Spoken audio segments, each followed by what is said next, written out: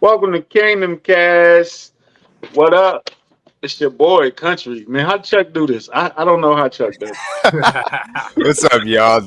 We're back here at Kingdom Cast out here. Look, we got CJ coming in here post game preseason week 2. Wanted to give you guys a show. Country up there on my top left, CJ there on the bottom. Of course, I'm D-Mac Wakefield. Welcome in, everybody. You know, we had another beat down in Arizona. Another 38 points held up in the toaster over there in Arizona, and we got to talk about it, man. That's our Uh, second home, man. for sure, it is at this point. Country, CJ, how you guys doing, man? it. Good, man. It's always good to come off a win, even if it is preseason.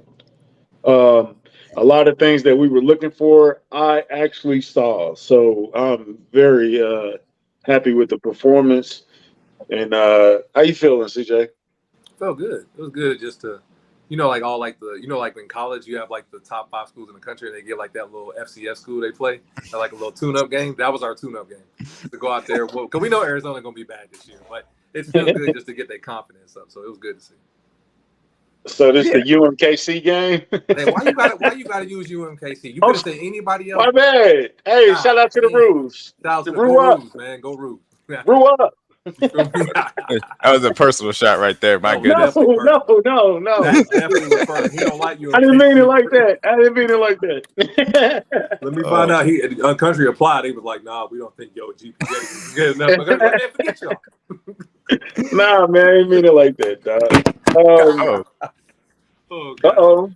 Oh, He got we the spirit of Chuck in him. mhm. That coming to Oh, America Chuck doing post. it. I do I love love that coming to I America. love that post. coming to America post. That's great. Every I love time. that poster. Hey, it's classic, bro. It's classic. It is It's, classic. It's it's culture. a I got like pure, training day over there, and I got boys in the hood. We very Nice. cultured over here. pure That's a classic. great trio. All That's great. classics. Okay, All right. let's start it off with everything that you wanted to see coming out of game one. Energy level. We wanted to see more the ones and Pat get loose and the defense had to bring it a little bit more. And I think everybody, the only guy that hasn't really shown up that I'm waiting to see is Scott Moore. He's had opportunities, but he ain't like flash. Like y'all agree with that, or I'm not tripping?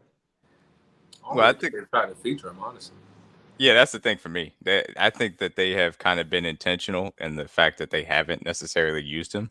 I mean, you go out there, he played maybe a few snaps here or there, and that's pretty much it. Pretty much the same thing with MVS. They used him, when he was just out there for the first team, and that was it. I don't think they need to feature him in the way that they need to feature everybody else at this current moment in time, and that's the way they're kind of looking at it. And so, What up, Bug? what's up, Bug? What's up, Bug gang? Like for example, Justin Ross got 2 snaps, or yeah, 2 pass routes with the first team offense, and he got targeted both times. And that's intentional because they want to get those type of reps in, especially with him and Mahomes.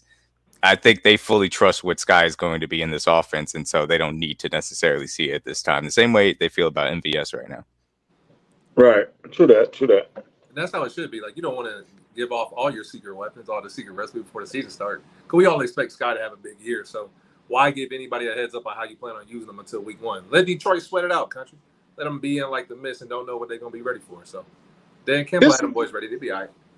here's something that I was thinking about, and because after the game I read that Pat threw to 9 different receivers. Hmm. Is that part of the reason that you don't get the interest from a D Hop or a Odell Beckham or those type of name guys? Because he's gonna spread the ball out regardless of who's there. Like even when Tyreek was there, he was still throwing the ball to 8 different guys. Do you think that hurts us in free agency right now? My opinion, no. Because the only thing that hurts us in free agency is that we aren't going to overpay guys for no reason. Well, yeah, that's That's second. that's what hurts us in free agency. We're not going to go out there and spend $12 million to go get DeAndre Hopkins at 31 years old. That's just not going to happen. And so, Fact. if DeAndre Hopkins was here, he would get 70, 80, 90, 100 targets. But he's not here, and so we could just spread it out to all these young guys. And that's the reason why we don't have to pay a guy like that $12 million. It's always a debate. Like, would you rather have 2 dominant guys or rather have one elite weapon and then have like some moderate to even guys around them, but you can be more unpredictable, more so in the red zone country. That's when they come into play because when we got to the red zone, we know it was either Travis Tyreek getting the ball. Now, Pat had 13 guys catch a touchdown last year, or was it 15? I think it was 13. And then this year, my goal for him is to make it 15. So, is that the record? I wonder what the record is. Wait, it was the different touchdown receptions. I mean, I think it was 13 plus last year, I believe, if I'm not mistaken. This is from a team that didn't have a touchdown from a wide receiver one year. Boy, that was crazy. It's like an epiphany moment, boy. Did you know in the moment that it's like no wide receiver caught a touchdown like that? Not even an accidental, not a tip. I don't even remember in the moment. I think it was like afterwards. It was like, really? Like when you go back and look at it, like jet screens, like pop passes back then. That stuff counted during that time. So we didn't even get one of those. Like, dang, we was that bad? And our receiver core wasn't like we had Donnie Avery back then. You know, we had obviously Debo, and like it wasn't like Debo. trash. Junior Hemingway was on the team, so I didn't think we would have that receiver. Junior Hemingway. Down to Michigan, baby. The pride of Michigan. Jesus Christ. Those were the days, boy. Anthony Fasano, y'all wasn't outside for them days. They don't remember them dark days, bro. Oh man. Boy, oh boy. Dexter cluster. And on that subject, D-Mac, what was the first topic? Because we got to leave that subject now. Oh, boy. Did you want to? You start naming Anthony Fasano. Boy, well, look, you held up the sign, man. It's about the backup quarterback situation. Obviously, we saw Shane Buechele come in, get some work with the ones, after Mahomes and Kelsey did come out. We saw him lead 2 pretty impressive drives, to say the least. So my question is simple. I mean, do you guys think that they should have Shane as the primary backup or Blaine Gabbert? I'm still going to side with Vet over I don't even want to say talent, but they both had good games. First of all, let's preface this by saying Arizona is trash, like from top to bottom. It didn't get no better. The ones were actually 2s, the 2s were actually 3s, and the 3s were actually guys off the street. So let's preface with that all 4 quarterbacks, and shout out to Chris, man, because you really could have mailed it in this week. Because last week you ended the game horribly, the worst way you could end the game, and you came back and you performed. I salute that because you really could have mailed it in because I probably would have mailed it in anyway. But anyway, all the quarterbacks look good. So D-Mac said last night in the Spaces there was a rumor that Blaine wasn't supposed to play at all. Was it at all or – okay. There was a rumor that he wasn't supposed to, and then he did. Do you attribute that to competitiveness? Why do you think he ended up playing?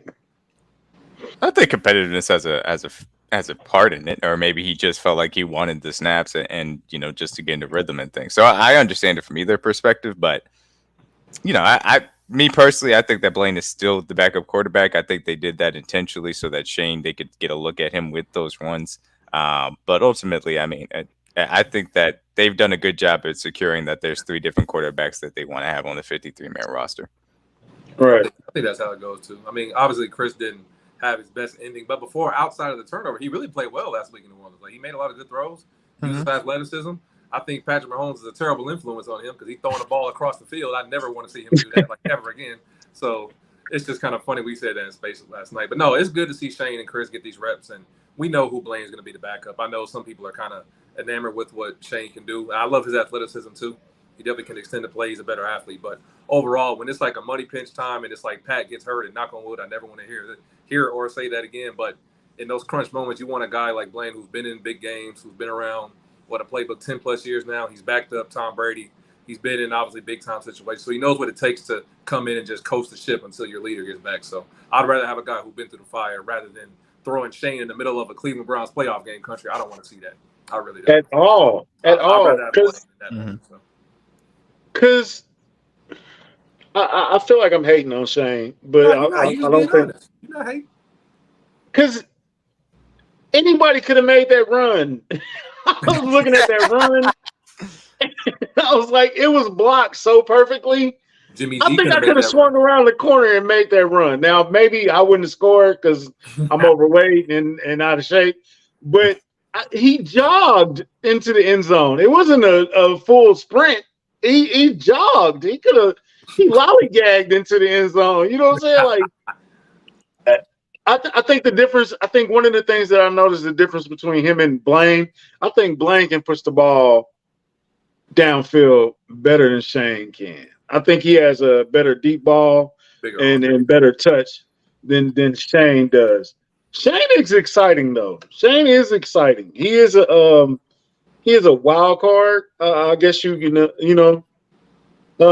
he can do that wild play, but he also makes some throws and you're like, what? He's like the What? prototypical practice squad quarterback. Like if you're playing Yeah. a more athletic guy that week and you need a good look for your ones on defense, he's like the perfect guy you could throw in there. He can extend plays, he can make throws when he has to. That's like because like you don't want your practice squad guy to be like a statue when you trying to prepare for Justin Fields. Like, bro, you can't give us a look at all. Then like they gonna throw a receiver back there trying to do some stupid shit in practice. Like, bro, he can't throw the ball, coach. So having a guy like Shane, that's invaluable, and we'll never know because we're not in practice. But having a guy who can do different things and give you a real look, that's definitely a big value for any team. So if you're facing Fields, Hurts, I'll throw Mahomes, Lamar. Josh, yep. He's your practice. We're Yeah. going to need you this week, Shane. Absolutely. Well, I think that's also demonstrate. that's also a role that Chris is going to play because I do expect him to go into the practice squad, and he has his athleticism as well that he can bring to the table, and that's a guy that can kind of simulate some of that stuff for the scout team offense, for the defense to get a look at. So that also makes sense from that perspective, and so you have to be on the lookout for that. But I think that where they're at with these entire four quarterbacks and things are kind of falling into place for each of them. I do think Blaine, because of his consistency and veteran presence and his ability to push the ball down the field and run the offense more consistently, and not be as prone to those big mistakes kind of Shane's up and down play could be. I think that'll put him as the second quarterback in the depth chart order. And you have, Shane as the guy that's on the 53-man roster, but doesn't necessarily be active for game days because he gets the emergency quarterback designation. Shout out to the 49ers. We appreciate that. Yeah. Shout out to That's Brock Purdy. their rule. So. It's a nice rule to be able to take advantage of here.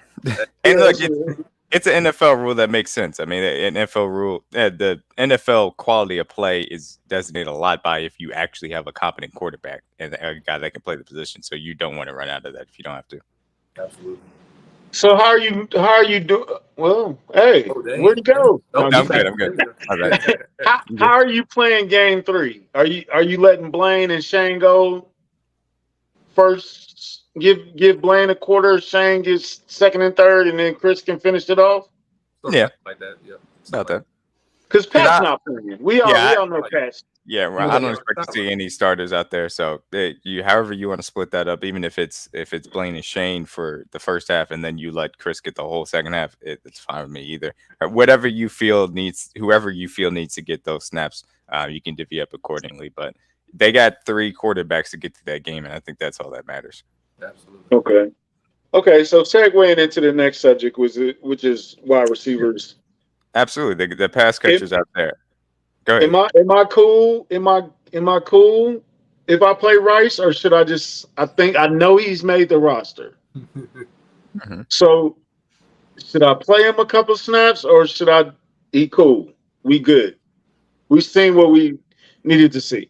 I think you'll see Rice and Ross play some. I think the top 4 right now healthy. The guys that are healthy that we'll say Richie, Watson, Sky, MVS. You won't see.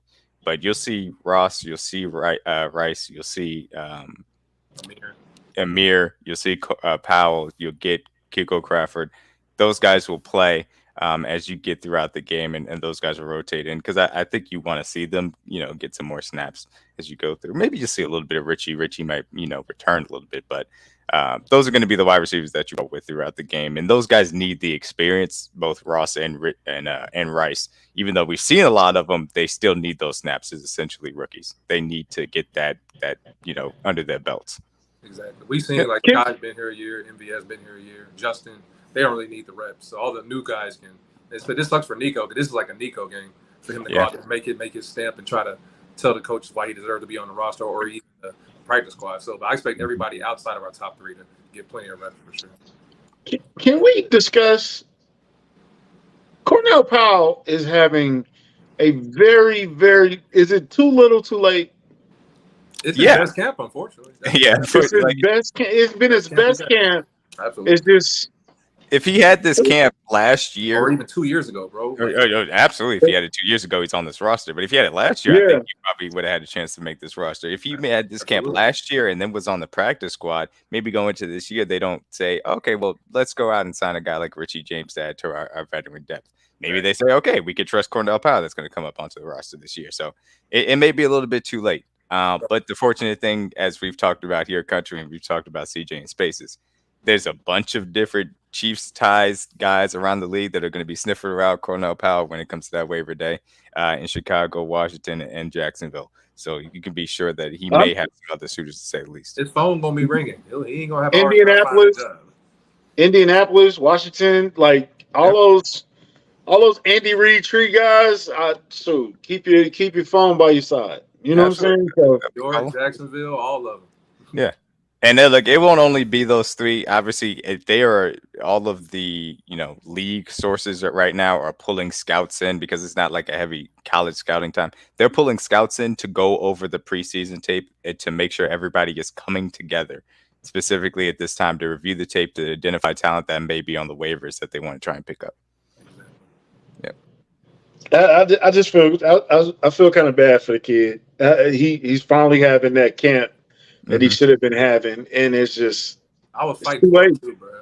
I know. You know what I'm saying? I was excited. And he's not a bad wide receiver. I thought he the Juju role. I thought he could do that. Like coming out of Clemson, I thought he could do what he did, but it took too long, bro. It took a second for it to really click for him, and so maybe he'll catch somewhere else or catch on somewhere else, and he'll be able to showcase that talent. But it is what it is. But I don't need more receivers. Let him catch pass from DJ Moore. He'll be all right. Sure. All right. So here's the hot take, CJ. Uh-oh. With the performances the last two games, do you miss Kadarius Toney right now? Nope. Wow, that was a quick note. I've been like this ever. Me and D-Mac had this conversation. You were in that space too. Like the day Kadarius Toney got traded, we had a big space like that hour, and we talked about it probably for like an hour or two. We said Kadarius Toney is an amazing talent, and he will have a large role on the team because he could do so many different things. But with him on or without the field, this offense will be the same, regardless if he's here or not. And I love him to be on the field because on the field, with him and Miko last year, I thought our offense was essentially unstoppable when you got that much speed and versatility on the field. So now that Miko's gone and Kadarius Toney and Richie James take over that little speed, versatile type role for us, this receiving core obviously lost a dynamic player. I'm not trying to diminish or underplay who KT is. I know how special of a player he is, but this offense is going to be the offense regardless. And I want KT out there, but even D-Mac said it, there's not 100% guarantee he's going to be available every game. And we have to prepare and go through the season country as if he's not going to be there. And that's sad to say because I want him on the field, but how many games do you expect him to play this year, realistically? I mean, it's low. It's down to 10. Is it under double digits? I said if I get 10, I'm doing backflips. I'd be very happy with 10. That's exactly why my answer was so fast. We can't even agree on double digits. So what are we there to leave him? And this is the thing for me with Toney is concerned. I want to give him as much runway as he needs to get ready for the season so that he can come back 100% healthy and ready. Like I don't need him to be rushed back because of the things that you've added to this wide receiver room. You have signed a guy like Richie James that showed he has the dynamic ability to do some of the similar things that you saw from Miko Hardman in the past, that you saw that you were thinking that was going to be earmarked for Kadarius Toney here in the future. And you see that Rashee Rice is already picking up the level of the game that you really want to see from a rookie wide receiver. And he's bringing the explosion that you saw on tape from 2021 that gives him some opportunity to do some of those also similar things as far as yard after the catch, taking screens, creating yards. And so from that perspective, and to CJ's point, this offense with one of the best offensive lines in the game, with the best quarterback in the game, with the best offensive mind in the game, with the best tight end in the game, with depth at wide receiver, is going to be fine even while Kadarius Toney works his way back. So I just want that kid to be healthy because when he is healthy and on the field, he is bringing a dynamic talent, an aspect to this offense because he is extremely unique in his ability to create yards and also go down the field and create explosive plays. So I want that kid to get as much runway as necessary so that he can be ready for when the games count the most. So,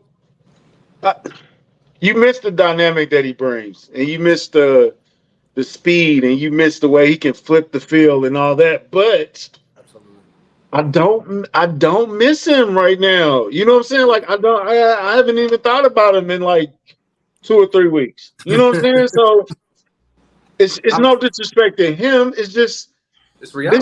this is also one of those good problems that we talk about. Yes, This is a it's good problem. and it's a problem that's been created by Veach's ability to identify talent and be able to get it on the margins and improve the wide receiver depth in this team. And he's done a great job from that. And that means that you can afford to lose a guy for Kadarius Toney for a stretch if needed, and really not lose a beat because of the way that you built the infrastructure around the wide receiver room and what you've put into it. And how many defenses in the first 4 weeks are you really scared about? Like that's the second part of the question is he becoming replaceable? If we're still feeling this way week 4 and he hasn't played, and it's like, well, I don't really miss him. I think if Rashee Rice really pops out like D-Mac said, and Sky takes the big jump like most of us in Kingdom are hoping for, then I'm not saying he's like we don't need him, like push him away, but it's like, bro, take all the time you need. Like D-Mac, if that 4-week window for him to come back turns into 6, are you guys upset? No. If that's what he needs, go ahead and take it. And that's the thing for me. Like, no, and there are very few people and pieces in this cog that are irreplaceable. Like it's Mahomes, Kelsey. I'll say the offensive line because I feel like those guys, it's just the way they operate are at a high level. But like, that's it. These guys, because of Andy Reid's ability, because of the irreplaceable pieces that we've named, everything else around there will fit in how they get in, and so we can make it work without it. And so that, from my perspective, no, if he's got to take more time, please take the time and be cautious with him. And as far as the first stretch of games are concerned, I mean, look, the Lions' defense should be better. I'm not scared of them. The Jaguars' defense should be better. I'm not scared of them. Talking about the Bears or Vikings, and look, the Jets had a very good defense, and so that is something to take into account. But I like our chances. I ain't even gonna lie to you. Them first 4 you just said. Yeah, and look, the Jets are a good defense, but they also played a whole bunch of backup quarterbacks last year. They didn't face Patrick Mahomes, so that's a little bit of a different dynamic to have to deal with. So you know how Pat feel about them number 1 defenses. He loves that challenge. Like, he does like to see good defenses. He enjoys it. He does. I'm not necessarily scared if Kadarius Toney has to miss a stretch to begin the season. I'm not saying get rid of Kadarius Toney. I'm just saying now we've been shown something that encourages me, because a couple of months ago it was like, man, we need something else. Mm-hmm.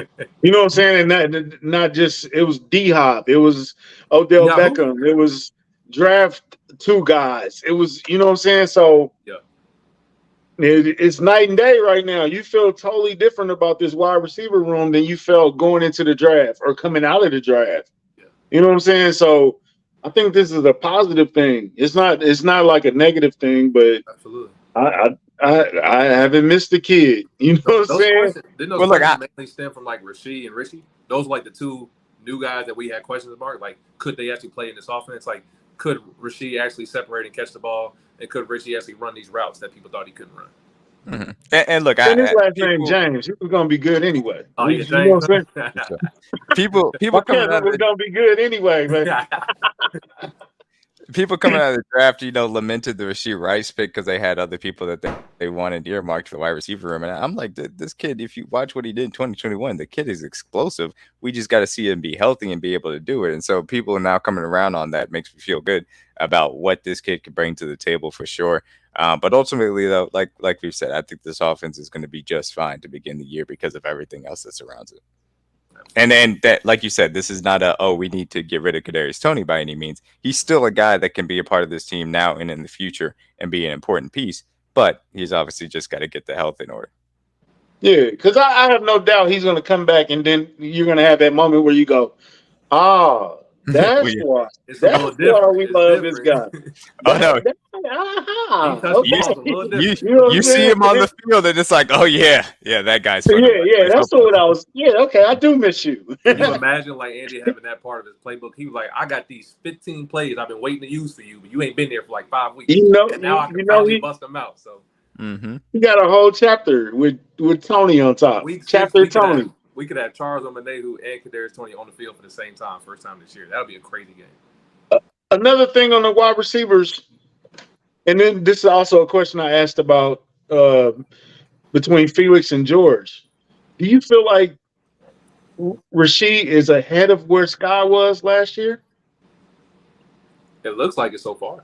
It looks like it, right? Like it looks like he's getting it a little quicker than it. Like we were talking about. I don't know if that was a space or a podcast, but we were talking about George and Felix. It looks like Felix is a bit ahead of where George was last year. Mm-hmm. Not saying he's like going crazy.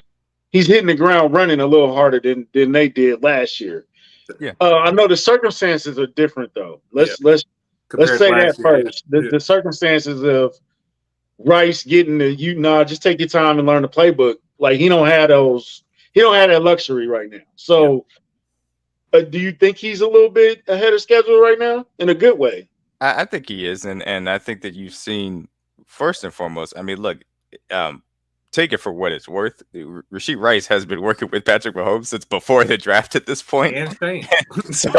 That helps. So that was a head start that he had over Sky to come into this aspect. I think that you've seen that there's a bit of more of an emphasis on developing these guys, whereas last year was like, okay, we're bringing in Juju. We have to get him established. We're bringing in MVS. We have to get him established. We'll get to these rookies when we can. Now it's like, okay, Sky, you've been in this for a year. We've had you gone in for experience. We've seen you in the offseason program. You understand what you need to do. We know you're coming in, hitting the ground running. Now we can get to these other guys that we brought in, and Rashee Rice is a part of that class. And look, Rashee Rice is an extremely talented wide receiver too. And he wasn't. It's not like SMU is a Power 5 school, but SMU is bigger than where Sky was coming from, and that also helps a little bit as far as translating for competition. When you in that receiver room, you have like 4 or 5 guys who know the playbook compared to like 4 or 5 guys who are all learning for the first time. Like everybody in the room last year was learning it for the first time. Like MVS was new, Juju was new. Mecole was the only one that was a veteran in the group, and he was dealing with this injury situation. So now you're coming into a year, MVS knows everything, Justin, Sky. They're telling Rashee, hey, how to run these routes. They're telling Justin is a year into this room as well. So when you have multiple guys in the room, you don't have to always ask the receiver coach a question or ask the OC the question. Your teammates say, hey, bro, this is why you ran that route wrong. This is what you need to do next time to recognize that coverage. So having multiple guys who know what they're talking about can give you that information. It just speeds up the process, like D-Mac said. So also, that's why Texas is becoming more important. That little time that they get to spend in Texas and getting to know each other and doing that chemistry and all that stuff. Justin Watson made the team off of that last year. That's a fact. I'm just gonna put that out there. You know what I'm saying? So until he's home. So can I ask? No, I was gonna say, can I ask a question as related to Justin Watson from this aspect? Justin Watson right now occupies the 4th or 3rd, however you want to put it, if you're including Kadarius Toney, aspect of the wide receiver room. And so he is the guy that is the first guy off the bench to mix in for 11 personnel with Sky and MVS at the top 2. So the question is this: do you think that there is a wide receiver outside of him that can have a legitimate shot to push him out of that role by the time we get to the second half of the season? It's gonna be one of them R boys, man. Yeah, whether it's Rice or Ross. One of them. I would probably bank on Justin's like catch radius and ability is crazy, but then Rasheed's run after catch is nice. So it's gonna be like Justin could be a really good tool in the red zone for us. Like I think he could guy that can mess around and end the year with like 6 touchdowns D-Mac, just because he has a big radius and a big catch window. Like 17 games, if he scores a touchdown every 2 or 3 weeks, that's a great thing to have in the build. We haven't really had a big body receiver that we really can legitimately throw the ball up to and trust him. Because you remember that Buffalo Bills game when Pat tried to throw that jump ball to MVS and he said, I trust him to do that. I never looked at MVS as that type of guy to throw a jump ball to. He's not. That's just not his type. Justin Ross is the type of guy that you would throw that ball to. He's the one that can make those big body catches with a defender on him. He can catch it and contest and come down with it. So, but then Rashee can obviously can get in between the DBs and get in the slot and make plays after the catch. So it'll be one of those 2 guys. If I had a bet on one, I probably would bet on Justin, just because he has something dynamic that we haven't seen before. Yeah, and look, the thing about this, it's tough. And the thing about this is also you have to factor in the Richie James of it all, because you see that he has a lot of dynamic talents as well, being able to move the chains and then also create some yards after the catch that you have to kind of take into account there. So Look, I think that Watson is primed to still hold down that job as far as that's concerned, because like we've seen him be very good in that role. But it's hard to look at the talents that you've seen to Rashee and Ross and be like, wow. I mean, you're keeping those guys off the field. That's very difficult. But it all is predicated on how fast they can learn their place within the offense. Exactly. I like they breathing down his neck though. I do appreciate that. That pressure. Like, yeah, and pressure makes diamonds. So he stepped it up in a major way. Justin Watson had a good game yesterday. Mhm. Period. He's the most You know what I'm saying? dangerous. So I think he's feeling the pressure. I think Richie is coming with it. I think Rice and Ross want to be great. You know what I'm saying? So That's just gonna make Man, everybody it better, is- country. Like when you got like 4 dudes fighting for like 2 spots, you got to be on your A game. So if you only get 5 or 6 reps a game, they're gonna be the best 5 or 6 reps of your life because you never know if you may not get that same amount next week. So facts. we gonna get Yeah. the best Justin Watson we ever seen, probably just because, like you said, he got 3 dudes that's behind him, like ready to take your spot. So every rep he get, he gonna run his best route, run as fast as hard as he can, and catch everything that comes to him. Most importantly, so Mhm. I love. Okay, I don't want to lead a wide receiver discussion too early. Anything else on that? Because speaking of that, speaking of taking someone's spot, P Ryan is hey man. Amen. Mhm. Look, Amen. hey man, what's going on now? We heard a lot about Prince. Darrell. You know what I'm saying? We've heard a lot. I haven't seen it yet. He got one more chance. He got one more chance. He got and this he has. If anybody needs this game, and we skipping way ahead, but if anybody needs this next game, I think Prince needs this next game. Facts. Mhm. Because man, P Ryan ain't playing. If it was today, He's coming in like Pacheco came in last year. Oh God. and he's hungry. So No, look, you won't. Go ahead. I was gonna say you won't get any argument from me, and this was the next question. Was kind of like, who do you think is more important to have on this roster when it comes down to 53? A fourth tight end or fourth running back. And LaMichael P. Ryan has ran very well to end this preseason kind of stretch here, and at the end of camp, obviously we've seen Prince fall off in that aspect, and so. Can we see a Bushman push and make a case to be like, I need to be on this roster as a fourth tight end? Can we see a LaMichael P. Ryan or a Deneric Prince try and make a case to say, okay, I need to be on this roster as a fourth tight end? But it's also a question mark given the existence of everything else on this roster. There's a lot of talent that needs to make this 53-man as well. So tough call for sure. That group you named, man, y'all got to bring it. Y'all got to bring it. And everybody you named in that group, this is your game. This is your time. The light is on you. You know what I'm saying? Like you gotta shine. You got to shine. Right. Like not shine like a light either. You need to shine like the sun. You know what I'm saying? Like Bushman, P. Ryan, Prince. Yeah, y'all gotta show out. Like for real. Hey, this is the same time last year. Bushman had 2 touchdowns versus the Packers before he left the game with I believe it was a broken forearm. So he did. This is a classic game where he'll get like a lot of 2s versus 3s and get some 1-on-1. And from what I've watched the tape, I've watched him close it. He's been getting open a lot. He's not necessarily getting the targets all the time, but he gets open pretty easily. And his acceleration is a lot higher than people think. So he's a very explosive guy given his size. So I'm excited to see what Bush does on Saturday for sure. If I'm Bushman, I am locking in with Blaine Gabbert starting tonight. Oh, bro, what's the game plan, bro? I'm locking in with him.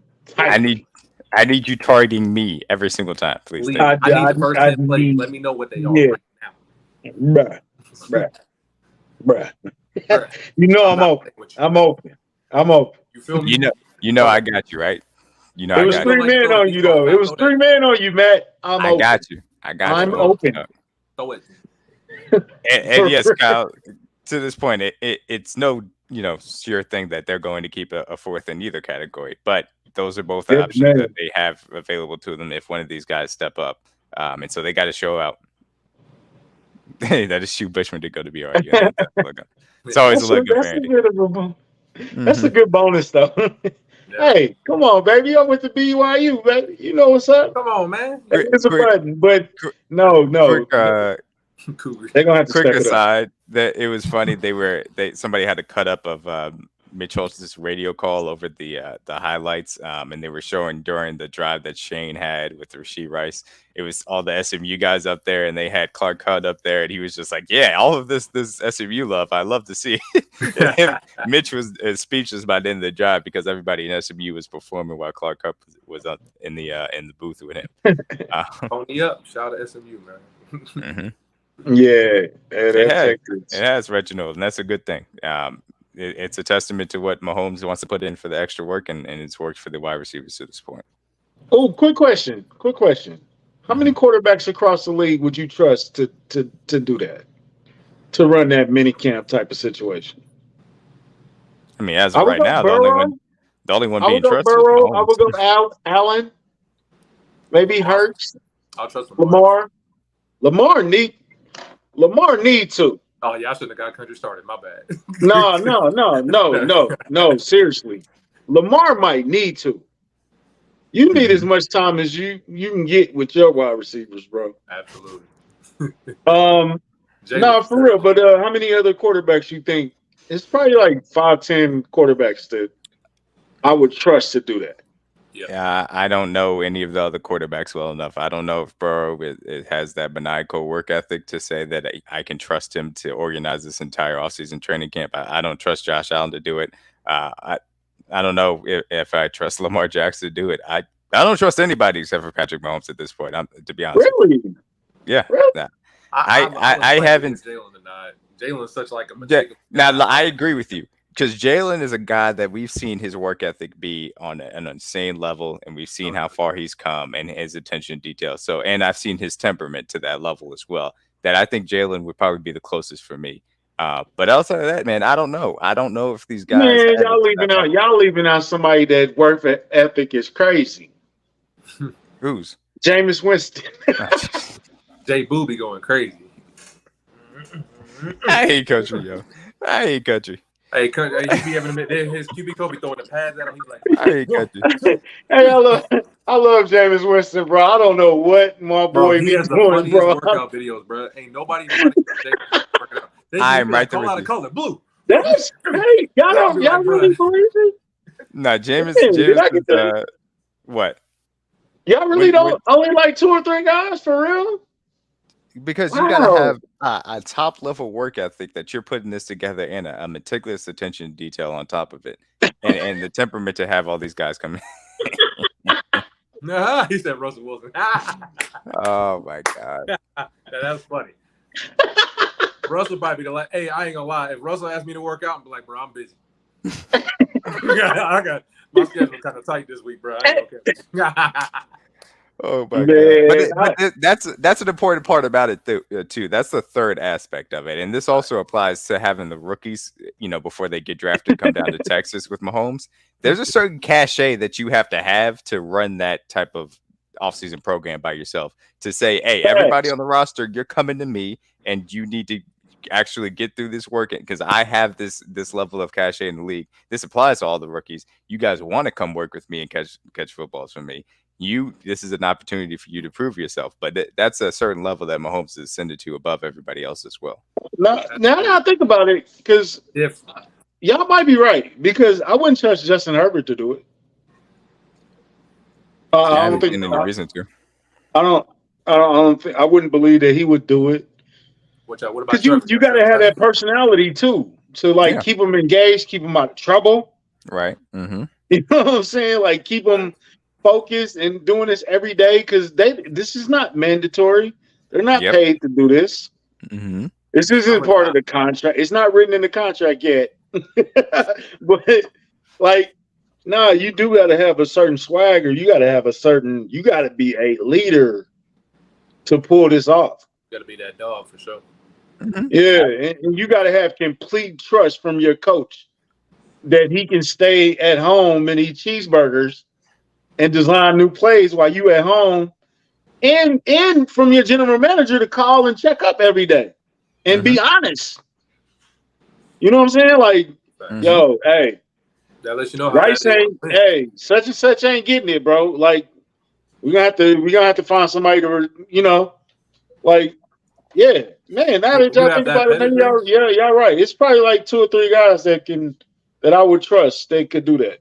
Aaron Rodgers ain't gonna do it. You know what I'm saying? Like, Aaron not doing it. Peyton Manning is somebody that I trust that could have did it. Oh, yeah, I mean, if I'm you're surprised. I'm talking, actually surprised he didn't know.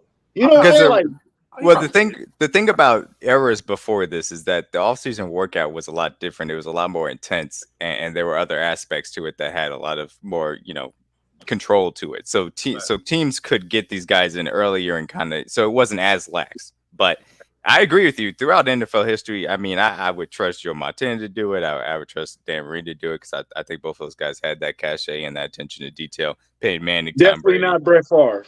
Definitely not No, Brett Favre. not. I wouldn't trust Brett Favre to do it. Nah. I trust Drew Brees to do it too. I trust Drew Brees to do it as well. I agree with that. Yeah. When you have that kind of cachet here, and you have a chance to do something special, like, hey, we're trying to go back to back, something that hasn't been done in 20 years. You need to do that work in Texas. And we're trying to do something that hasn't been done in 2 decades. That little mini camp, OTAs, rookie mini camp, that's not going to be enough.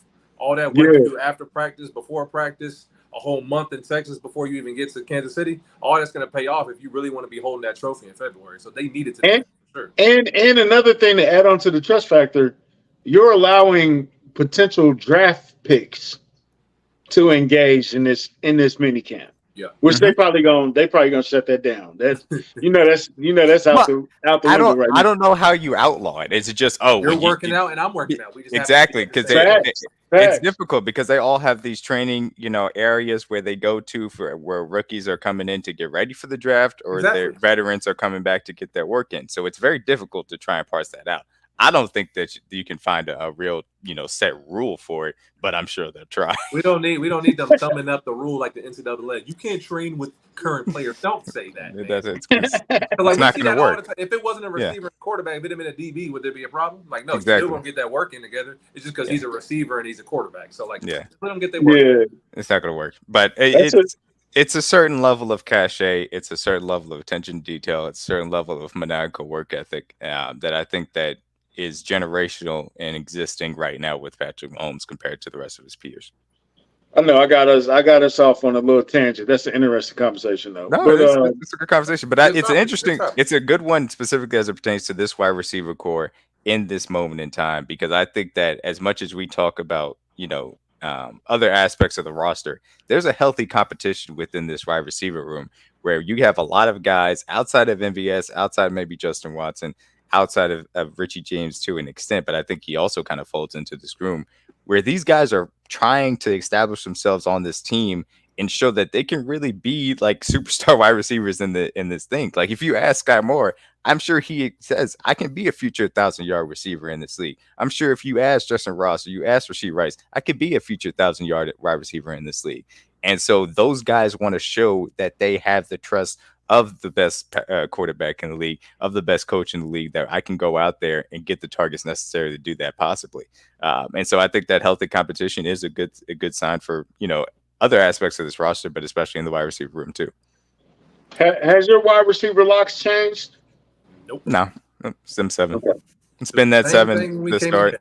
I just need to see Justin Ross be healthy and we're good. And that's continued to happen. So that was the only question. Quickly. Can we go over how historic Andy Reid keeping 7 wide receivers?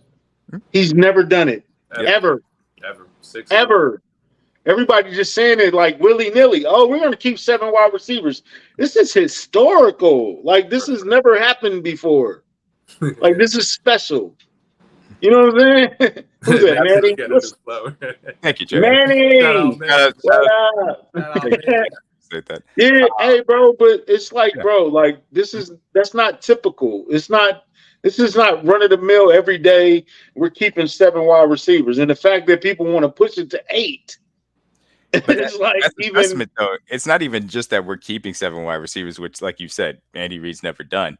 It's the fact that we're keeping 7 wide receivers, and we're like, damn, I really wish we didn't keep Cornell Power and Amir Smith-Marset onto this practice squad as well. And Nicky Remigio, if it goes on IR, that may be a blessing in disguise because somebody else can't poach him. Like we ain't heard nothing about that shoulder. He's definitely going out. the fact that it's 1 through 9 of interesting wide receivers and possibly 10 if you include Crawford is really, again, it's a testament to what Reach has built in this wide receiver room. And I don't know how you can even argue that the depth in this wide receiver room is unique than what we've had here, probably in Chiefs history, but especially as far as the Mahomes era is concerned. Hey, that energy changed real quick, country, because March came around, April around, you would have thought it was a fire alarm outside. We ain't gonna get D-Hop, whatever will we do?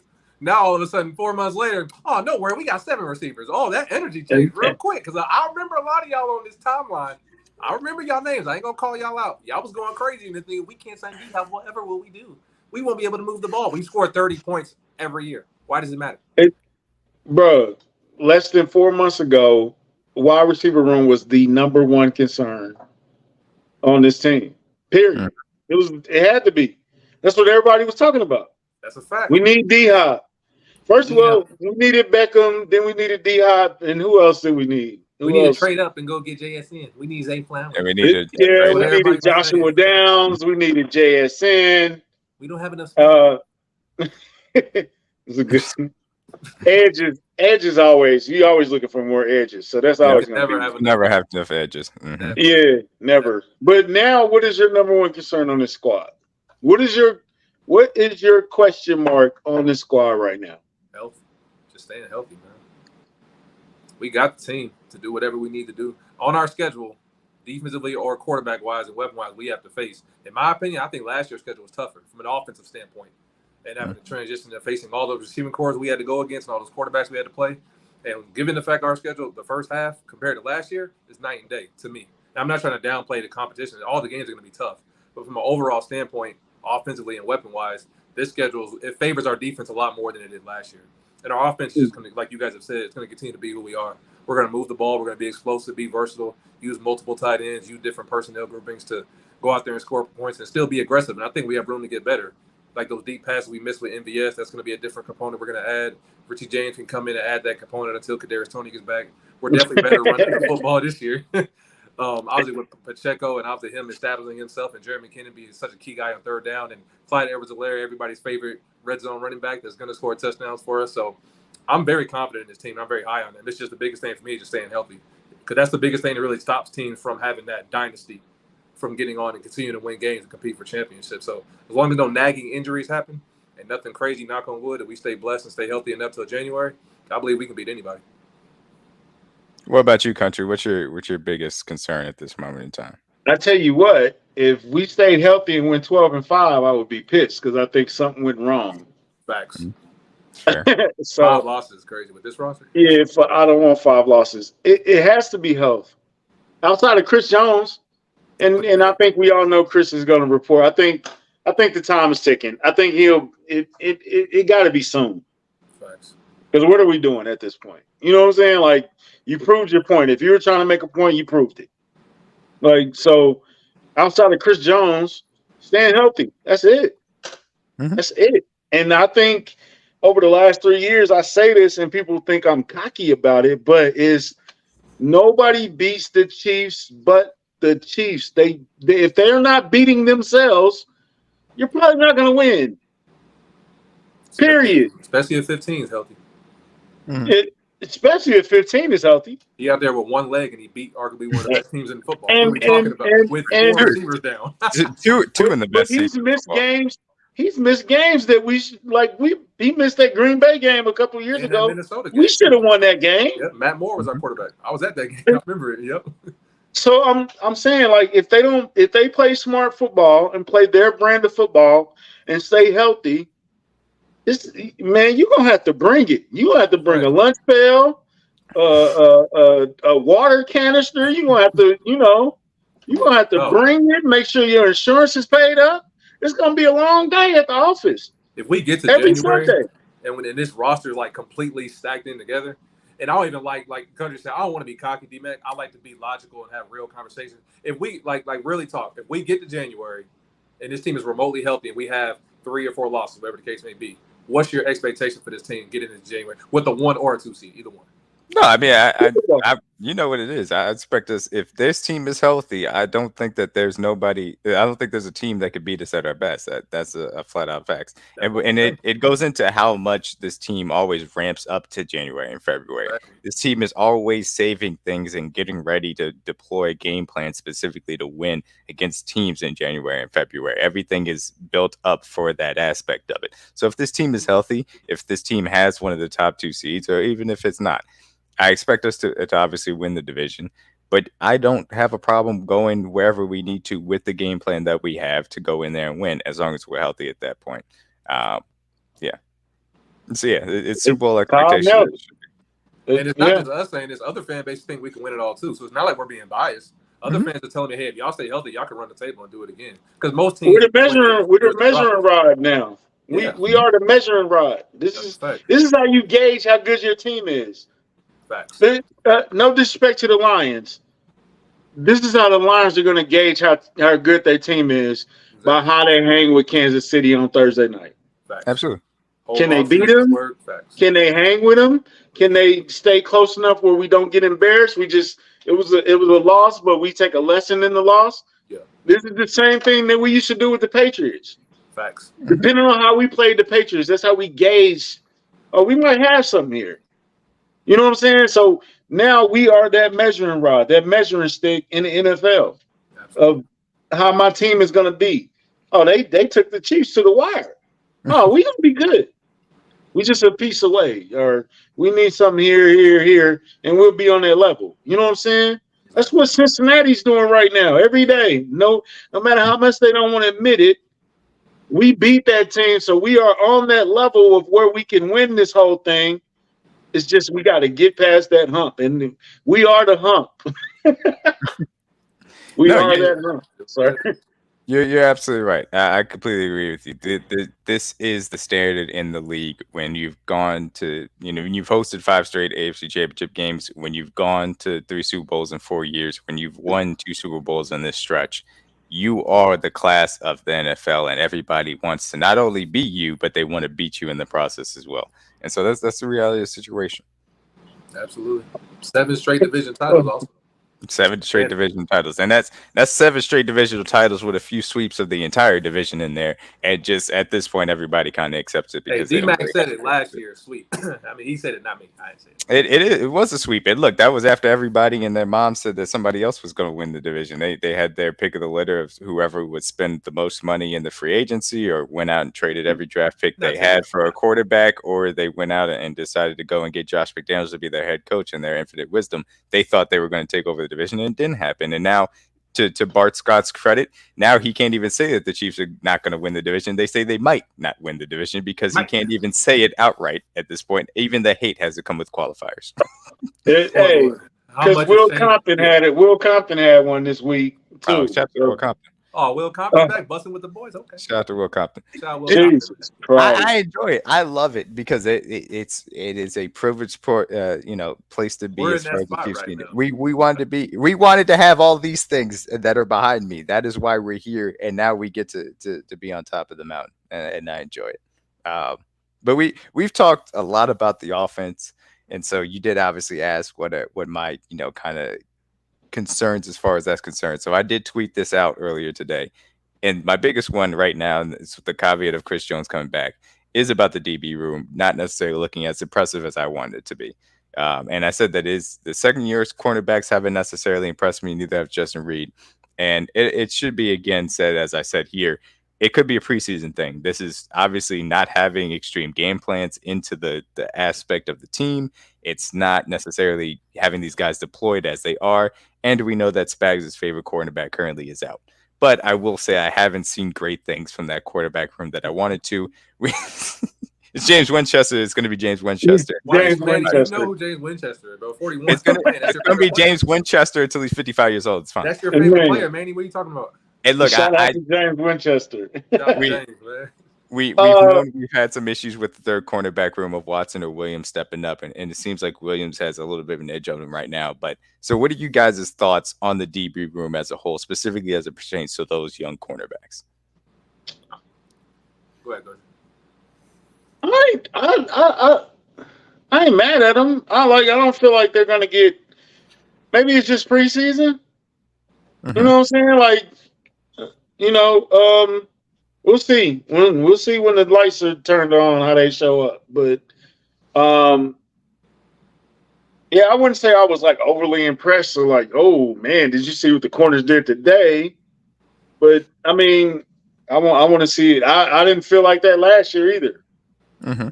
You know what I'm saying? So and then you go out there and Trent McDuffie is like shutting Arizona down, and it's like, well, okay, that was fun.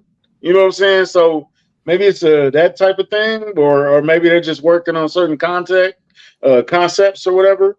But I'm not gonna panic right now. My panic levels are like a 3 right now out of 10. And if they were, and given the fact this time last year, guys, were we really enamored with what this DB room did in training camp a year ago?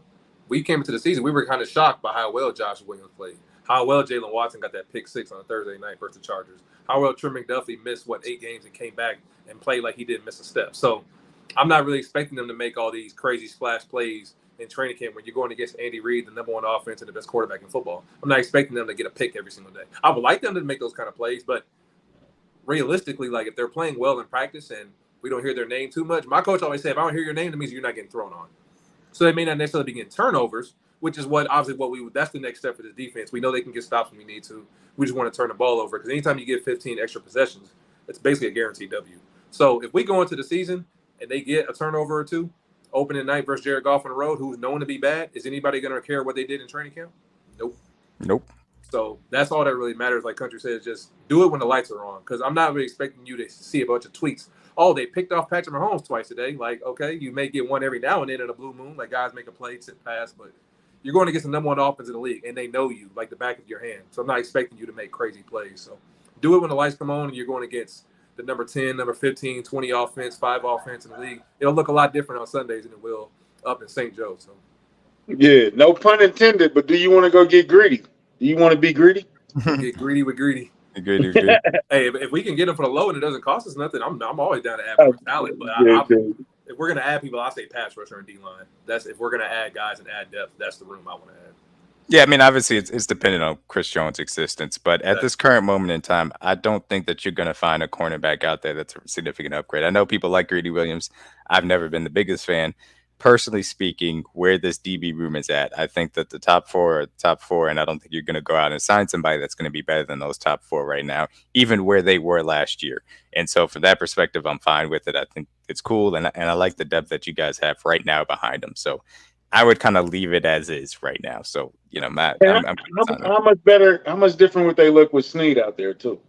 Yeah, that's the thing. That's why I wanted to pump the brakes on it a little bit, it being my concern. But Snead obviously is a guy that they love to move around and obviously love putting him inside. And that means that Trent can be outside or using specific matchups. Manny is funny as hell. He's a cheat. Manny said he's a cheat. He's a cheat. But yeah, no, Snead absolutely changes the dynamic of this cornerback room, to say the least. Right. Absolutely. Snead and CJ, man. With Snead and CJ on the field, I'm not judging this defense, man. Honestly, I just want to see them get to Thursday, and that's all that matters. What you doing? Look at D-Mac. D-Mac is so technical. I was playing around.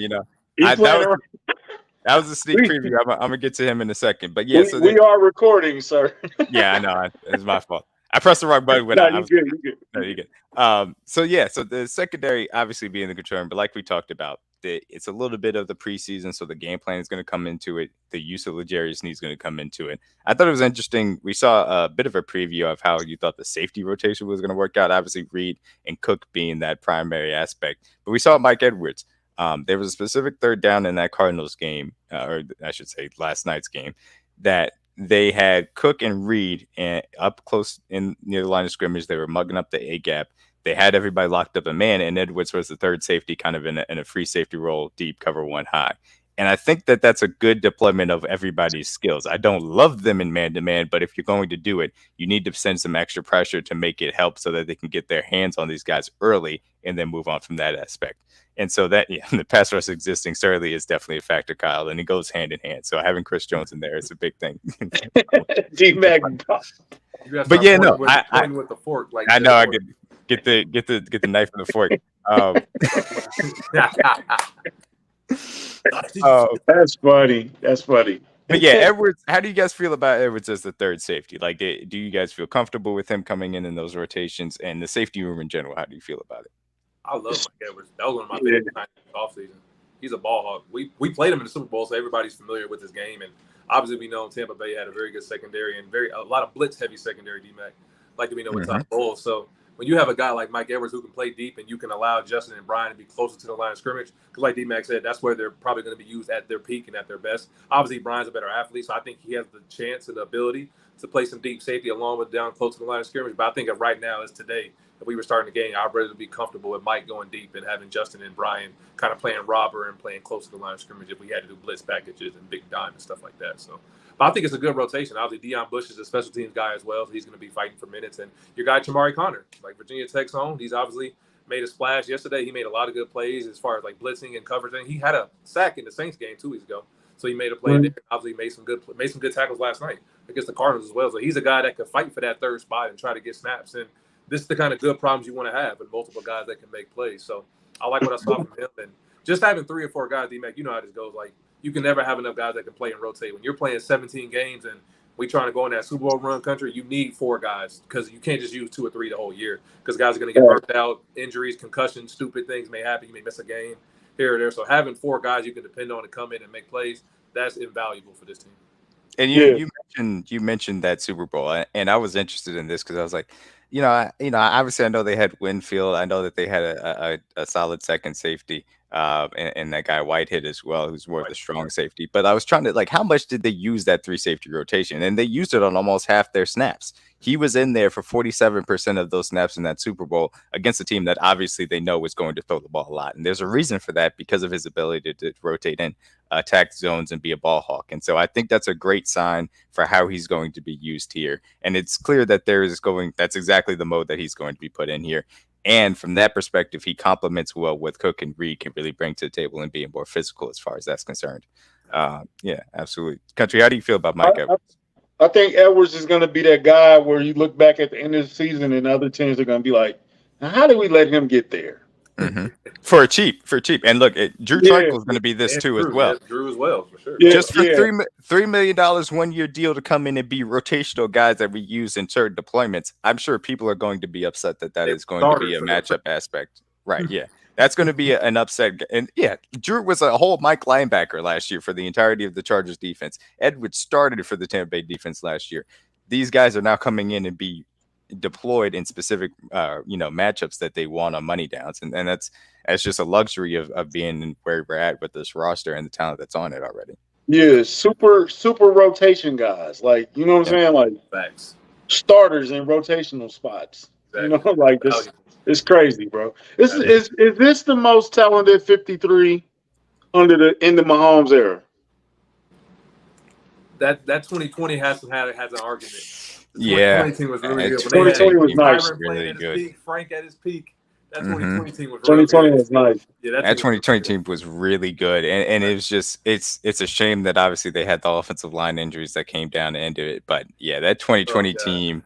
That 2020 team was stacked, and I still think that is the best team that we've had to this point because it gets lost in the shuffle obviously of how the season ended, but that team lost 1 game that they tried to win the entire season. They lost 1 game.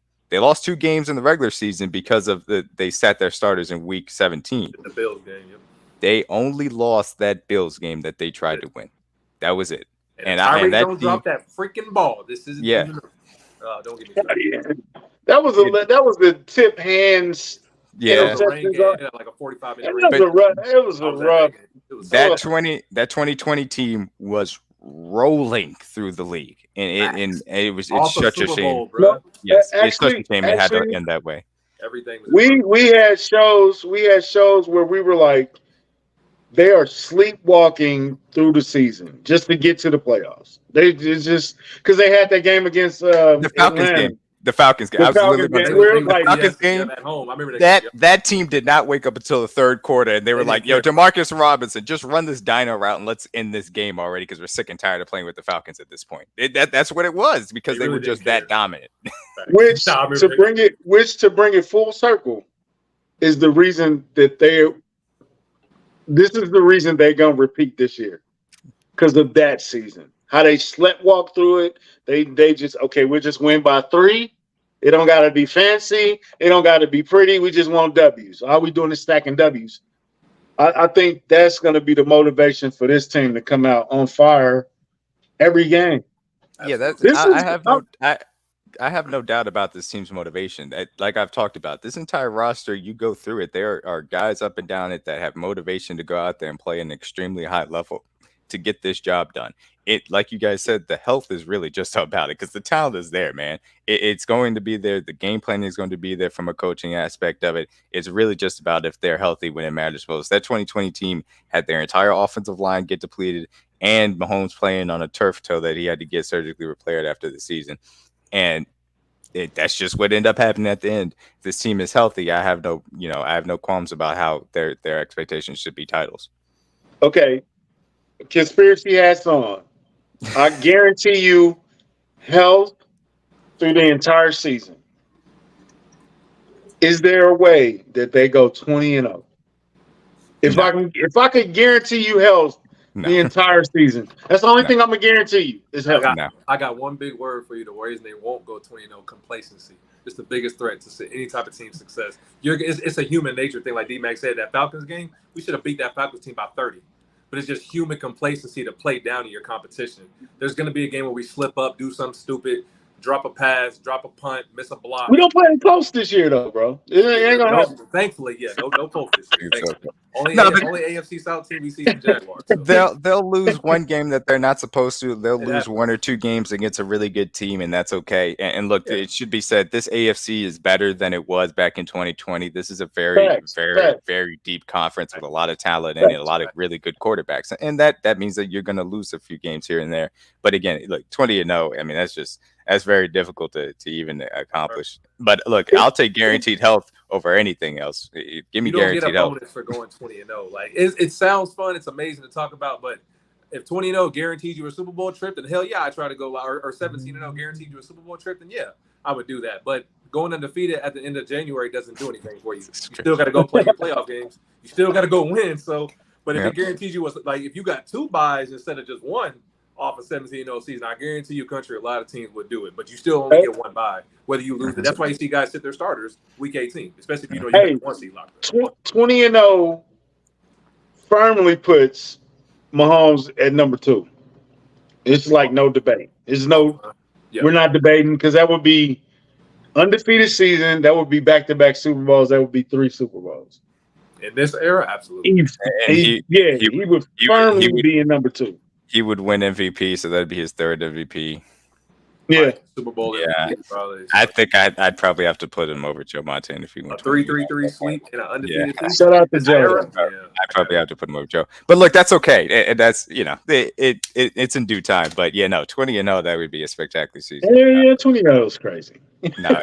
But look, it's going to be a lot of wins regardless because the floor is 12-5. That is legitimately the floor. It can't go below there. How far would they have to go before you even started thinking about it? About 20-0? Well, look, I got I'm not gonna lie to y'all. After the bye, we play Philly. That's week 11. Yeah. If we get past Buffalo, I would start thinking about it. Yeah, that's week 4. When is Buffalo? Is Buffalo 14? So I have a starting 12 or 13-0 currently in our first loss to Buffalo. If we got past Buffalo and then beat New England, then I would start to think about it. That would be the time in which I would say that is possible. But outside of that, I'd stay away from it. Yeah. That's fair. So I want D-Mac to think about 20-0 for some reason. He's gonna be like, bruh. Can you imagine me and D-Mac on the timeline with a 20-0 team? Like, for real? Are you serious? Bro, you wouldn't want to do that. Bro, I'm going to be outside so much. The NFL is not safe. Bro, Nobody will be safe from my wrath if we win 20-0. You don't want to see me that week, bro. The terroristic activities that would occur. Bro, my account makes. I had a 20-0 team to brag about. I'm gonna make another account. And you can't block people anymore. And you can't block anymore. I'm unbearable. I was gonna say I would be blocked by half of NFL Twitter, but if they can't block me, it's over with. I'm gonna be unbearable. It's over with. Hey man, I'm gonna be getting $1,000 a week from Twitter after my impression. God, I'm posting every minute. I'm making a post every day. I'm like, bro, y'all don't want to cash me out. Oh my god, if I had a 20-0 team, ooh, that'd be crazy, man. Elon, oh my god, check, yeah. Second thought, let's not go. No, don't go 20-1 for the sake of.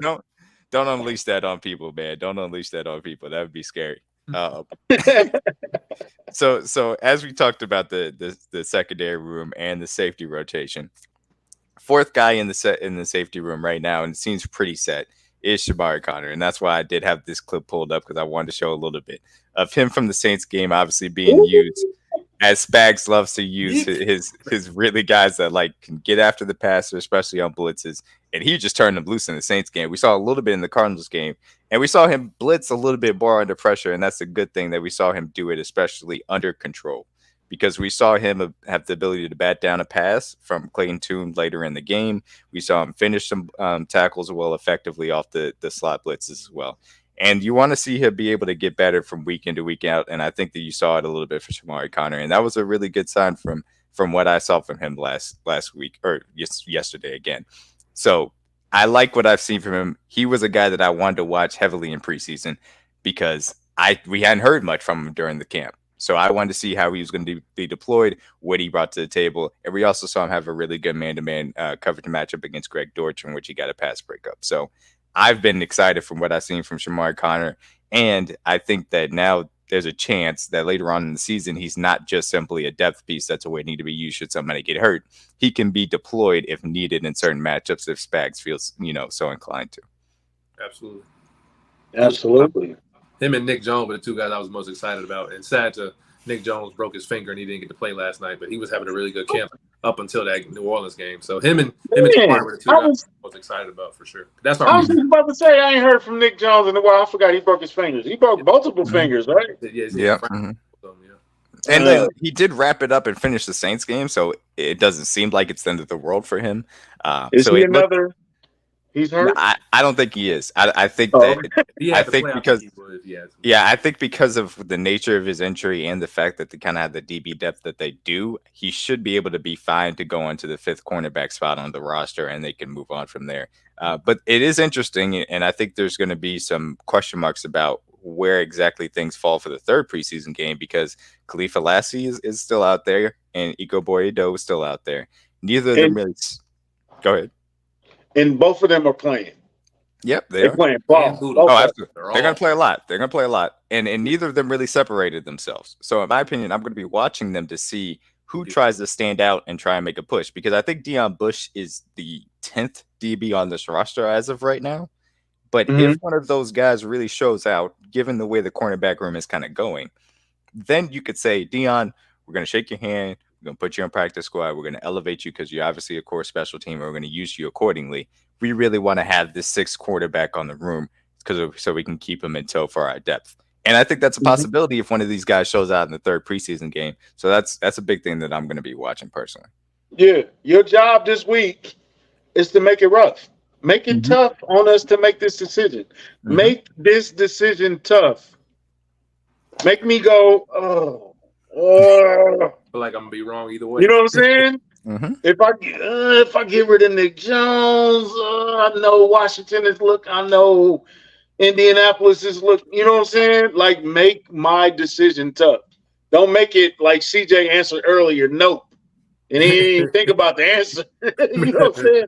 Like, no, make me sweat. Make Brett Veach sweat this week. Make him do his job. That's your goal. That's the goal in this preseason game. And Spags loves his DB depth, so the more guys you have to play, the more guys versus. You know what I'm saying? Make your coach pound the table for you. And look, that you're going to be going back home. This is obviously the first game of the preseason that is going to be in Arrowhead. You get the crowd behind you. You make a feed off of it, man. Yeah, you can show out, you can feed off of it, and really show that you deserve to be on this roster, and the opportunity Facts. is going to be there if they're able to show it. And look, the Browns have a very good wide receiver core. Is You know, that who yeah, we playing the Browns? the Browns are the Oh, third. okay. Cleveland Browns. I don't expect you're going to see Cooper. You may see Elijah Moore, maybe, or DPJ, but See David regardless, yeah, we'll see David Bell. We'll see Cedric Tillman. Those are two really good guys. You go out there and take on that challenge and really show that you can, stay with them and guard them at a high level. Then you can show that this team needs to keep you on this roster. So I'm going to be interested to see from those guys and what they have in the third preseason game. I have something else that I'm also going to be watching, but I'm asking you guys in the third preseason game, no starters as we wrap it up here. What exactly are you going to be looking for? Players, position groups, anything specifically that you want to see out of that third preseason game? If you are in pads at this game, ball out. There shouldn't be an ounce of anything left in you at the end of this game. Thanks. Play your heart out because this is it. This is your last chance. And that's not only for the Chiefs. This for the NFL. You put it. Don't come on the sidelines like, yeah, man, good game, bro. Yo. No, you should come to the sidelines like, you know what I'm saying? I played, bro. Yep. Don't let them don't come in like good. Like, no, you ain't got it. You ain't got it. Come in like you need a job, bro. Not only from the Chiefs, but from the entire NFL. Because this is it. This is it. Most of you guys, like as good at guys you are, and as much y'all been balling, and much y'all been showing up to training camp, most of you guys are not making this team. Period. Now, especially this team. So, man, go out there, lay it all on the line. All of it. People are going to be watching. This is the premier team in the league. Everybody around the league is going to be watching and seeing this excellent roster. Who isn't going to be able to make it? So if you can make an impact, this is going to put you in position to possibly make another one. Also, in the comments, anybody that wants to say anybody that they're going to be looking out for the third preseason game, please do say that as well. The Raiders just signed 3 former Chiefs last Thursday. You know what I'm saying? Like, bro, put it all out there, bro. Lay it all out on the line, bro, because this is it. You're playing for your job, your future. Facts. And so the other thing that I'll be watching is the tackle room, because obviously we've seen Donovan Smith be healthy, effective. Jawan Taylor be healthy, effective. Both of those guys look very good as a part of a starting five that just looks spectacular at this current moment in time. So my question is really going to be this tackle group behind these guys. I think that Kennard and Allegretti have pretty safely locked down the 2 interior offensive line spots that are going to be on this roster. I wouldn't even say pretty safely. I think they've locked them down because both of them played very well. We know Allegretti's value. Kennard has played right guard very well as far as I'm concerned. So the question is going to be, there's Prince Teo at Nogo, there's Wanye Morris, and there's Lucas Niang. Wanye Morris, because of his draft capital and the fact that he's rookie, he's going to be on this roster. That's a fact. How they deploy him... Yeah, how they deploy him is going to be a question mark to me as it surrounds to Prince and Niang, because Niang was on the left side, Prince was on the right side. Those will flip-flop from where they normally play. Who is going to get an upper hand here and try and make their way on the roster? Because there's room for another tackle outside of Wanye on this roster. I don't think there's room for a second one. So those guys are fighting for that last offensive line spot, in my personal opinion. So, little man. What's up, man? How you feel about those tackles, CJ? I think they'll be fighting for that last spot for sure. We haven't really been too enamored with what Lucas Niang has done. Obviously, his injury has kind of hurt him the last couple of years. So, given when he did come in at camp, I will give him credit for this. D-Mac, he has come in shape. From what I saw in camp, he did slim down and lose down a lot of pounds. So, to let you know, he's taking the opportunity seriously and try to give his best shot at trying to be that third tackle, or be the fourth tackle for this situation. But at this moment in time, I think it may end up being Prince, because obviously in the situation we had to see him play. And obviously he has probably less injury risk than Lucas Niang did. And if you're a guy that's going to be on the back end of any position group, I would rather have the guy that's going to be available. I don't want to have a guy that I don't know if he's going to play or not. So that's no knock on Lucas Niang, because when he was a starter for us, when he did play, when he was available, he played at a high level. It's just we didn't see him play since then because the injuries kept continuing to pile up. So if I'm choosing between him or Lucas, I would probably give the nod to Prince, just because I know if I need him to do something, at least I know he's going to be able to be on the field. So. And I think Prince also has a little bit of an edge in this aspect of his, experience at left tackle being a little bit higher. Obviously, we've seen Niang move over there, but we haven't seen that a lot. So that also gives him a little bit of an edge. And so it's going to be interesting to me to see if they want to see more of Niang at left, if that door is still open for them as well. As of right now, I think that Wande has looked more comfortable at right than he has at left, and that's another aspect to consider. Yeah, because like you said, that he played that in college, and so that's where he should be. He played a little bit in left earlier in his college career, but more recently he's always played it right, and so that's to be expected. But as of right now, I think the backup left tackle plan is probably going to be Joe Tooney should something happen to Donovan Smith, and you put Allegretti at left guard. Yeah, but it'll be interesting to see what those tackles kind of play out as far as snap counts are concerned. Absolutely.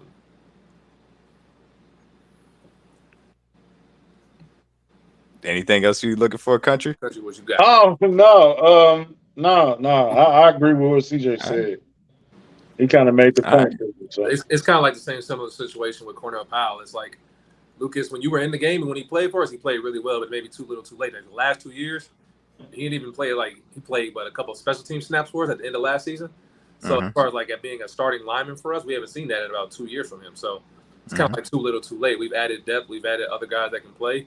And he's just been dealing with a lot off the field. And it's not his fault. Like everybody's bodies just aren't really meant to be healthy for a long period of time. So the best ability is availability, and he unfortunately hasn't been able to do that. So there may be some guys that may get the nod over him. And unfortunately, that's what it comes down to at the end of the day.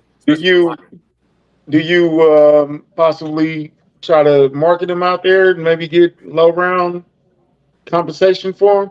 Because we know Jets need some help on that offensive line. You know what I'm saying? It's not the only. It's a couple bad offensive lines out there. Look, based on the offensive line depth I've seen around the league, a lot of teams need help along the offensive line. And so if you say, hey, I've got this young right tackle with another year on his contract that you may want to go out and throw us a day 3 pick for, sure, go ahead. Let's talk about it. You may not be on the waiver order where you could try and get him. We can definitely have that conversation. And so I think that possibility certainly does exist. And Veach is going to have this runway before the 29th to kind of get that parsed out. But I think it starts with this preseason game upcoming to see where he's using those guys and what he wants to evaluate out of them. Absolutely. It's still going to be a watchable game. You know what I'm saying? It's not one of those, it's your third preseason game. Starters ain't playing. I can skip it. We get to see. If you actually love this part of the game, I'll be in attendance. It's going to be a good. We get to see Dorian Thompson. Game. It's going to be sold out. Yeah, we get to see Dorian Thompson Robinson as well play quarterback for them, and like I said, they have some interesting wide receivers. It's definitely going to be a game worth watching, especially at the back end of this roster because it's so talented here in Kansas City. But it's going to be interesting to watch. Absolutely. Hey, at least we don't have Myles Garrett swinging helmets, so at least we'll be on. We should be on the bench. We dodged the bullet. I don't want him hitting Shane in the head with a helmet or nothing. Bro, that was so funny. Oh, man. But no, tune in, man. A lot of these guys are going to be fighting for their lives. I think it's going to be a good game. There's going to be a lot of fire and a lot of passion. Because what's the kid's name? Ism? He looked like he was playing for a job last week. So he knows there's a lot of teams looking for him for sure. Yeah, it's definitely going to be a lot of teams looking at him now. So these guys are, man, they playing for their livelihood. They playing for their lives and their careers. So it's going to be some passion. It's going to be some fire out there. Yeah, Ryan Poles on line 1. Eric Bieniemy, line 2. Eric Bieniemy, line 2. Doug Peterson, Doug Peterson, line 3, and Mike Kafka, line 4. You know they right there, Doug. Man. They lined up.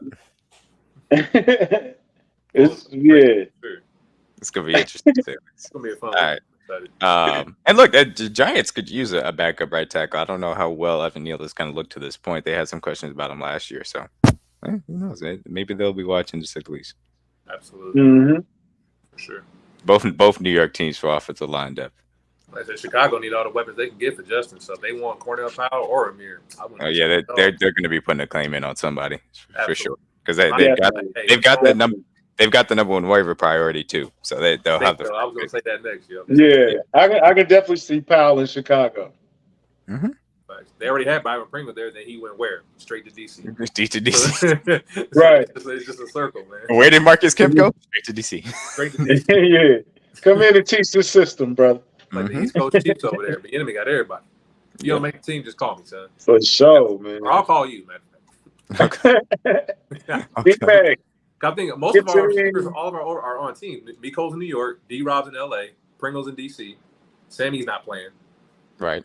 Kemp is out out. obviously. Kemp is out there. I think that's all of our Darius Fountain is in Chicago, right? Yep, Fountain's in. Yep, Fountain's in Chicago. Am I missing anybody? We got Damian Williams for the Raiders. We got Darrell Yeah, Williams. the Raiders just sound like 3 guys. Darwin Thompson got a job. So shout out to D-Train. Darwin, man. Shout out to Darwin. D-Train, man. God is good. All the time. Who else? Somebody else went somewhere. Who else they got signed? I know Damian Williams. I know D-Train. The enemy. I mean, not the enemy, but Ben Neiman is still in Arizona, correct? Who's That's a good question. Did he get released?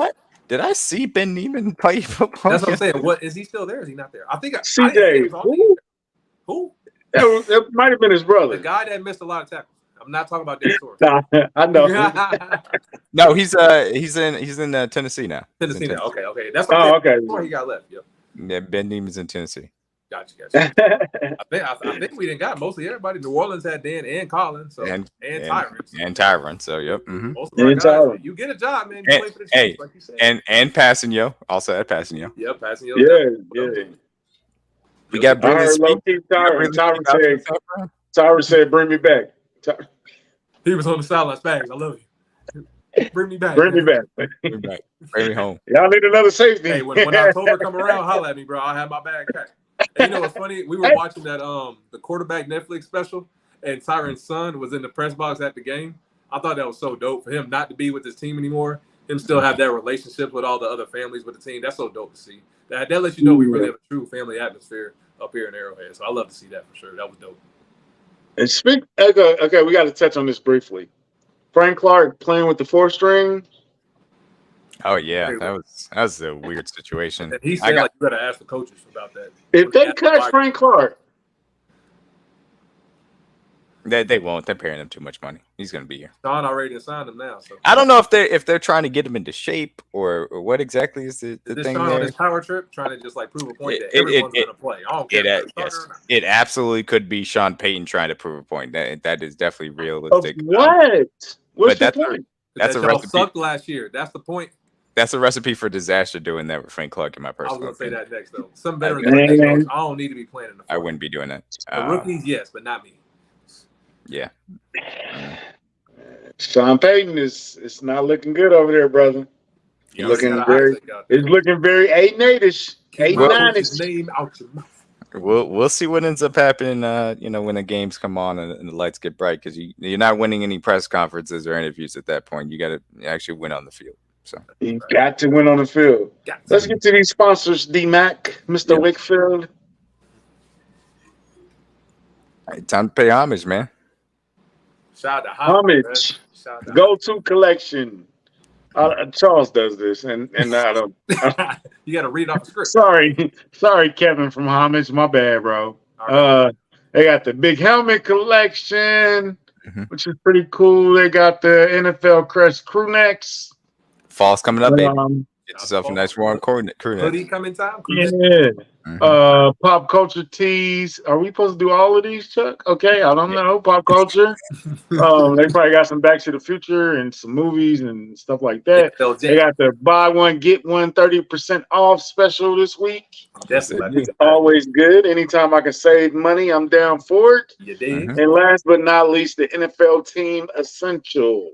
Make sure you Kevin, restock that starter jacket, please. It's been out of stock for like months. I'm tired of looking at the website and you ain't got no sizes available. Please and thank you. Of course. Get your NFL. I need that starter. And I have my old one, but it don't fit no more. I didn't got tall. Bro. Which one? The pullover or the satin? The red one with the button jacket. Oh yeah, you know, like the on-field jacket, the one with the little stripes on the elbow. That. And the pullover. I want that one too. Restock both of them. And if you want to give us a heads up, first dibs, that'd be nice. I'll buy both of them. Hell, I'll buy 2. Make sure you guys get your NFL game, man. The season's coming up. I can email Kevin. Hey, see what's up. Yo, Kevin, I'll let you, bro. You know what I'm saying? But great game. Like I said, everything that we wanted to see are some of the things that we mentioned specifically me, D-Mac, in like the spaces after the game was energy and the second team coming and seeing all these guys really doing it. And no, what I said is we want to see the same guys that had a good game one, build on that for game two. And I think everybody did. I don't think it was no fall off. I don't think it was like, what are you doing out there?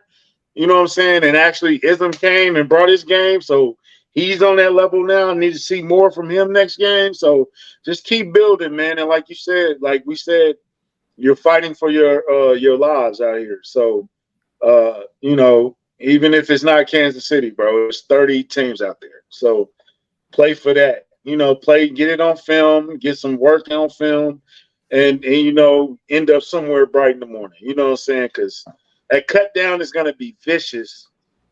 It's going to be vicious. like one it's 50 from 90 to 53 in one day. It's going to be nasty. Do you like that? Is that better? The coaches hate it. I'm sure the coaches don't like it.